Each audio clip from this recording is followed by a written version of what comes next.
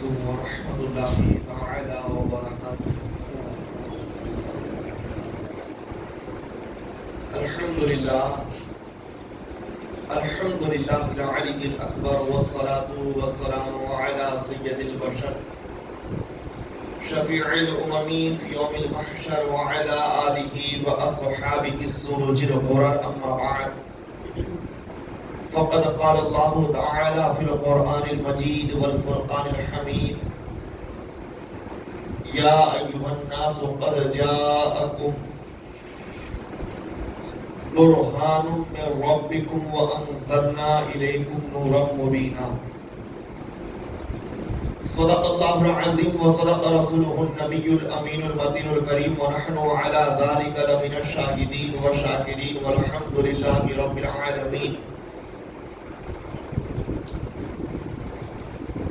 سب سے پہلے انتہائی ادب و احترام اور عقیدت و محبت کے ساتھ ہم سب مل کر اپنے آقا اور مولا حضور پرنور شفیع یوم النشور سرور دو جہاں مالک کون و مقام سید عرب و عالم شاہ امم صلی اللہ تعالی علیہ وسلم کی مقدس بارگاہ میں درود و سلام کا ہدیہ اور نذرانہ پیش کریں۔ پڑھیے بآواز بلند اللہم صلی علی سیدنا و مولانا محمد معدن الجود والکرم وآلہ واصحابہ وبارک وسلم صلاۃ و سلام علیک یا رسول اللہ صلی اللہ تعالی علیہ وسلم۔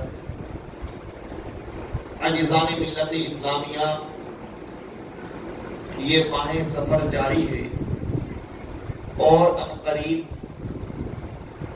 نبی رحمت صلی اللہ تعالی علیہ وسلم کی ولادت کی خوشی یعنی جشن عید میلاد النبی کی سعادتیں اور برکتیں ہم حاصل کریں گے۔ اللہ کے رسول صلی اللہ تعالی علیہ وسلم کی ذات بابرکات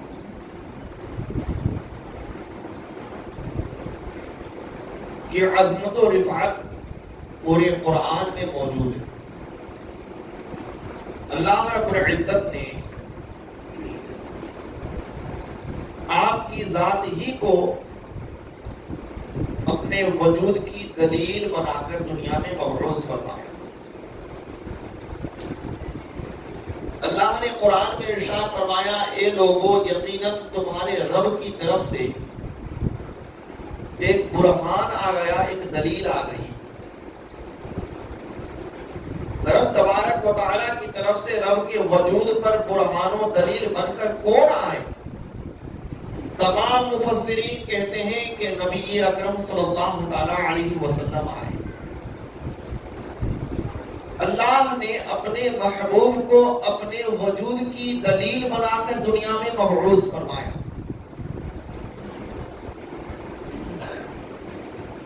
رب کا وجود جتنا عظیم معاملہ ہے، اس دعوے کے ثبوت کے لیے بھی اتنی عظیم دلیل چاہیے۔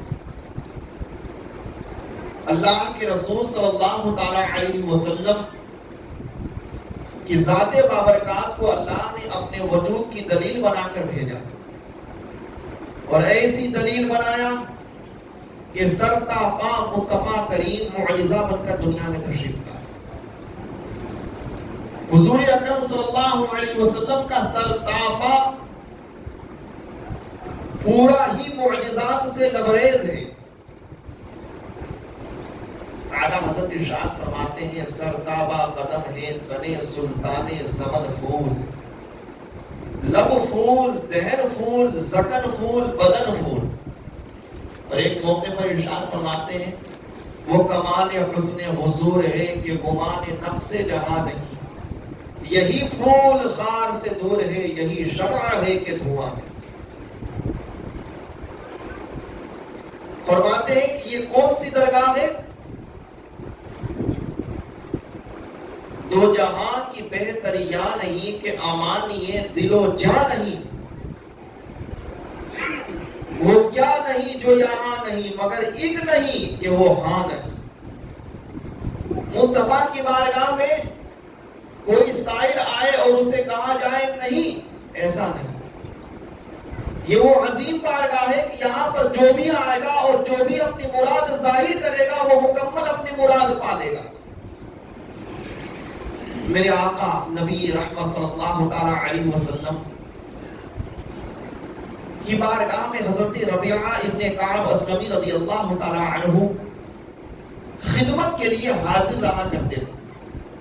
صحیح مسلم شریف میں یہ حدیث موجود ہے، عن ربيعة بن كعب الأسلمي قال كنت أبيت مع رسول الله صلى الله عليه وسلم فآتيه بوضوئه وحاجته فقال لي سل فقلت أسألك مرافقتك في الجنة فقال لي أو غير ذلك فقلت هو ذا فقال فأعني على نفسك بكثرة السجود۔ یہ بخاری اور مسلم کے الفاظ ہیں۔ حضرت ربیعہ ابن کعب اسلمی رضی اللہ تعالی عنہ دربار مصطفیٰ میں حاضر ہیں، کہتے ہیں کہ میں حضور اکرم صلی اللہ علیہ وسلم کے ساتھ رات گزارتا تھا۔ جب حضور رات کے کسی حصے میں بیدار ہوتے تو میں حضور کے بیدار ہونے سے قبل حضور کی بارگاہ میں پانی وضو کے لیے پیش کر دیتا تھا، اور جو ضرورت کی چیزیں ہوتی تھی حاضر کر دیتا تھا۔ میرے آقا نبی رحمت صلی اللہ علیہ وسلم نے میری اس خدمت کو دیکھ کر ایک دن دریائے رحمت مجھے ذن ہوا اور ارشاد ہوا سل، مانگ لے، اے ربیعہ جو مانگنا ہو مانگ لے۔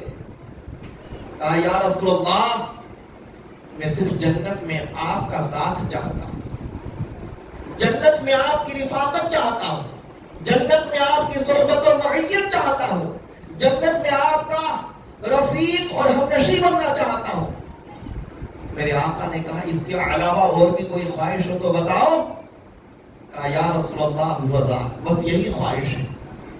میرے آقا نے کہا تو پھر کثرت سے نماز نوافل ادا کرو، یقیناً میں تمہیں یہ منصب عطا کروں گا۔ کثرت سجود کے ذریعے تم میری اعانت کرو۔ آپ اس حدیث کے مختصر سے الفاظ کو ذرا اپنے ذہن و فکر میں بسائیے تو میں دو چند باتیں عرض کروں۔ حضرت ربیعہ ابن کعب اسلمی رضی اللہ تعالی عنہ فرماتے ہیں کہ میں مصطفیٰ کی بارگاہ میں حاضر رہتا تھا، وضو کا پانی پیش کرتا تھا، ضرورت کی چیزیں لاتا تھا۔ ایک دن میرے مصطفیٰ کا دریائے کرم مجسر ہوتا ہے اور ارشاد ہوتا ہے سل اے ربیعہ مانگ لے۔ میرے مصطفیٰ نے یہ نہیں کہا کہ اے ربیعہ حسن و جمال مانگ لے، شجاعت و بہادری مانگ لے، مال و زر مانگ لے، دنیا کی حکومت و سلطنت مانگ لے۔ میرے آقا نے مطلقاً ارشاد فرما دیا سل اے ربیعہ مانگ لے۔ میرے مصطفیٰ کا انداز بتا رہا ہے اے ربیعہ جو مانگو گے پاؤ گے، حسن و جمال مانگو گے پالو گے، شجاعت و بہادری مانگو گے پالو گے۔ یہ وہ بارگاہ ہے کہ سارے کائنات کی کنجی میرے پروردگار نے میرے دست قدرت میں ڈال دی ہے۔ جو مانگنا ہے مانگ لو، اس بارگاہ میں جو مانگو گے من کی مراد پاؤ گے۔ اسی لیے میرے اعلیٰ حضرت ارشاد فرماتے ہیں مالک کونین ہیں، گو پاس کچھ رکھتے نہیں، پر دو جہاں کی نعمتیں ہیں خالی ان کے ہاتھ میں، صرف میرے مصطفیٰ کے ہاتھ میں دو جہاں کی نعمتیں ہیں۔ آپ اس بارگاہ میں جو طلب کریں گے وہ مل جائے گا۔ بس ذرا غور کیجئے، حضرت ربیعہ ابن کعب اسلمی رضی اللہ عنہ کی مانگ پر قربان جائی، جانتے تھے یا رسول اللہ دنیا کی کوئی چیز مانگ لوں گا، دنیا میں وہ چیزیں جیسے ہی میں اٹھوں گا یہ چیز بھی اٹھ جائیں گی، حسن و جمال دنیا کے ساتھ فنا ہو جائے گا، دنیا کی تمام نعمتیں، تمام رنگ و آسائشیں دنیا کے اندر ختم ہو جائیں گی۔ یا رسول اللہ میں دنیا کیوں مانگوں، آخرت کیوں نہ مانگوں؟ اور آخرت میں بھی دیکھیے جنت کے 7 درجات ہیں،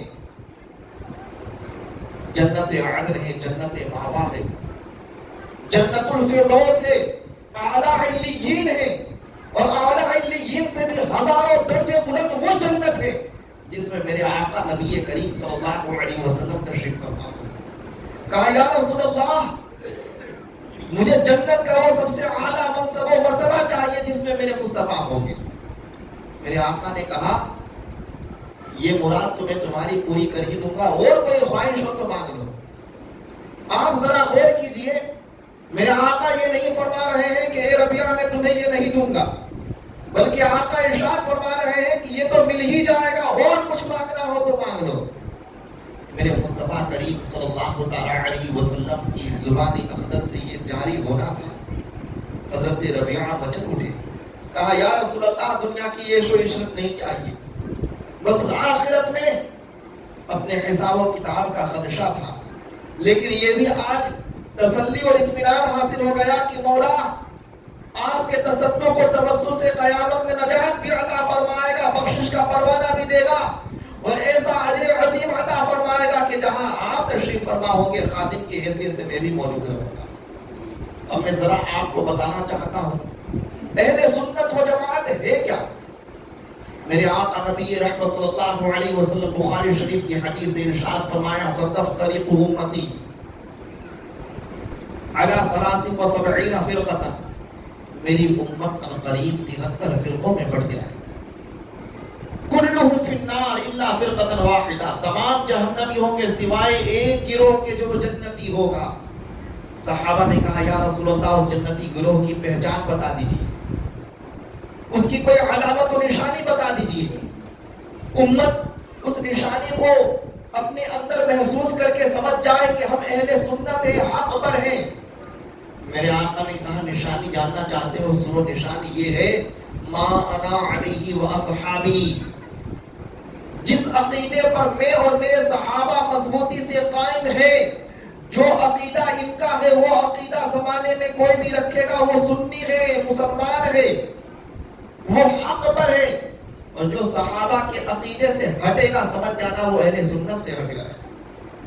اب آپ دیکھیے حضرت ربیعہ ابن کعب اسلمی صحابی ہیں، جب میرے مصطفیٰ نے کہا سل اے ربیعہ مانگ، تو حضرت ربیعہ نے یہ نہیں سوچا یا رسول اللہ آپ تو میری طرح بشر ہیں، بازاروں میں چلتے پھرتے ہیں، مکانات میں رہتے سہتے ہیں، دنیا کی زندگی جس طرح آپ گزارتے ہیں میں بھی آپ کے ساتھ گزار رہا ہوں، اور یہ میرے آقا میں اپنی ظاہری آنکھوں سے دیکھ رہا ہوں کہ میرے مصطفیٰ کھجور کے شاخوں سے بنے ہوئے چھت کے نیچے آرام فرما ہوتے ہیں، ٹوٹی بستر پر ٹوٹی چٹائی پر تشریف فرما ہوتے ہیں، اس مسجد میں نماز پڑھتے ہیں جس میں سنگریزے ہوتے ہیں۔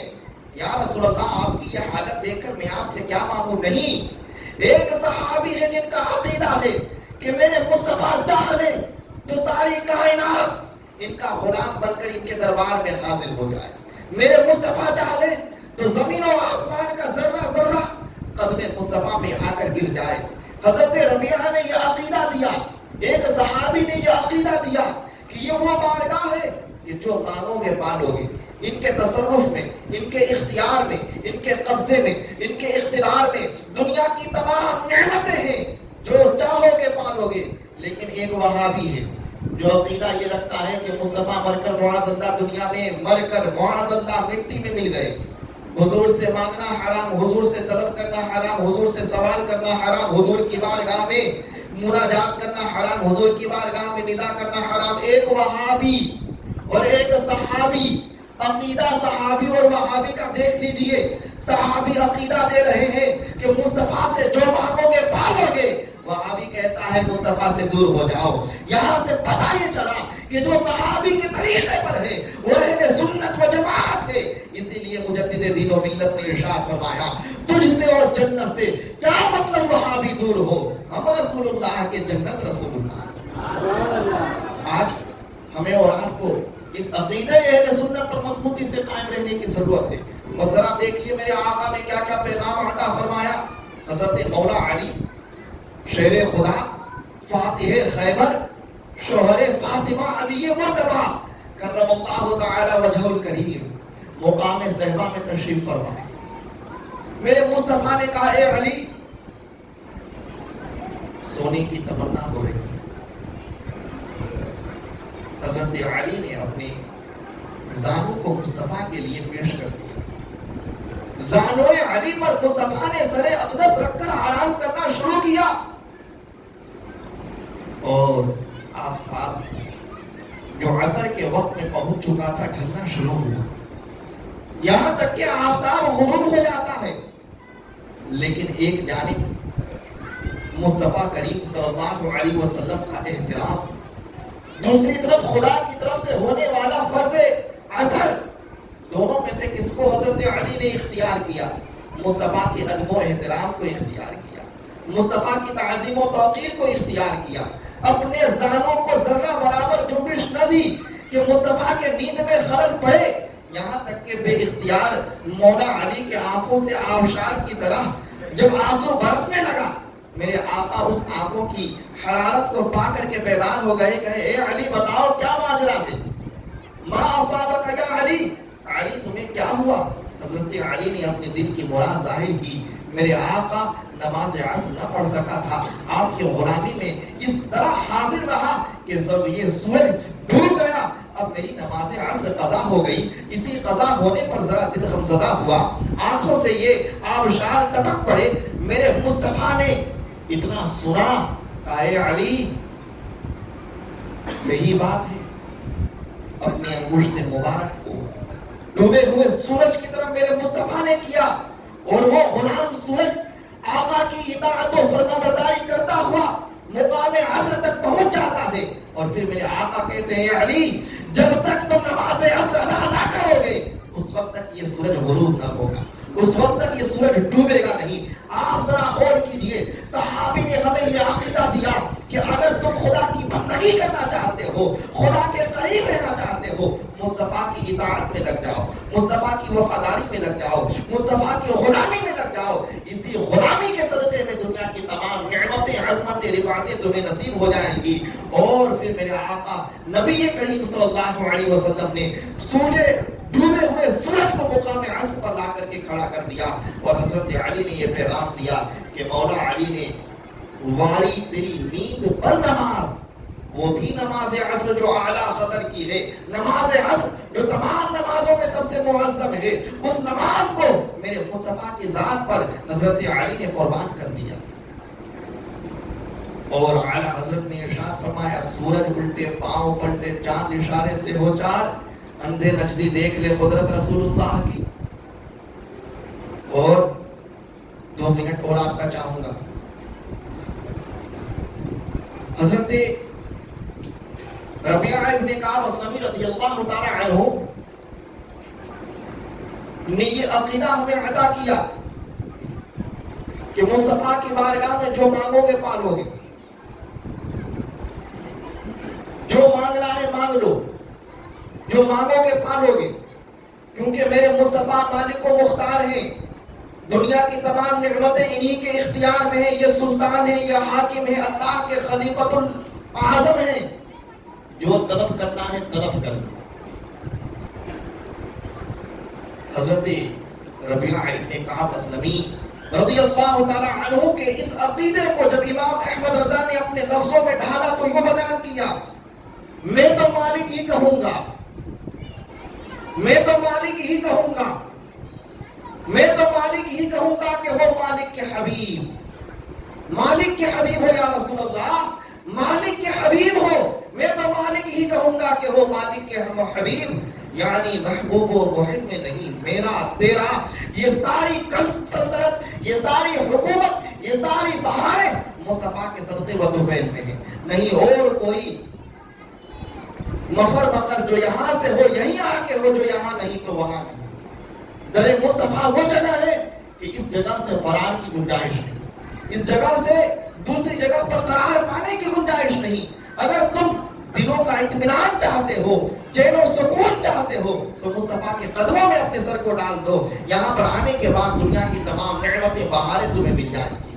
اللہ رب العزت ہم سب کو در مصطفیٰ کی غلامی کا صدقہ عطا فرمائے، مصطفیٰ کریم سے سچی نسبت و عظمت اور رفعت کا رشتہ عطا فرمائے، اور ان کی بارگاہ میں سر تسلیم و سر نیاز کو خم کرنے کی توفیق عظیم عطا فرماتا رہے۔ آخر میں گزارش کروں گا کہ آپ دیکھ رہے ہیں بحمدہ تعالی بارش کا مہینہ ہے، چاروں طرف ہندوستان پیمانے پر کوہرام مچا ہوا ہے، لاکھوں لاکھ کروڑوں لوگ پریشان ہیں اپنی تجارت کے لیے۔ ایسے میں اللہ نے ہم کو اپنے حفظ و امان میں رکھا، ہمیں راہ خدا میں زیادہ سے زیادہ خرچ کرنے کی توفیق ملنی چاہیے، زیادہ سے زیادہ خرچ کرنے کا جذبہ نصیب ہونا چاہیے۔ آپ حضرات اپنی مسجد، اپنے مدرسوں میں زیادہ سے زیادہ اس موسم میں، ان مہینوں میں صدقہ اور خیرات کیجیے۔ اللہ رب العزت ہم سب کی نیک قربانیوں کو قبول و منظور فرمائے۔ وما علینا الا البلاغ المبین۔ السلام علیکم ورحمۃ اللہ تعالی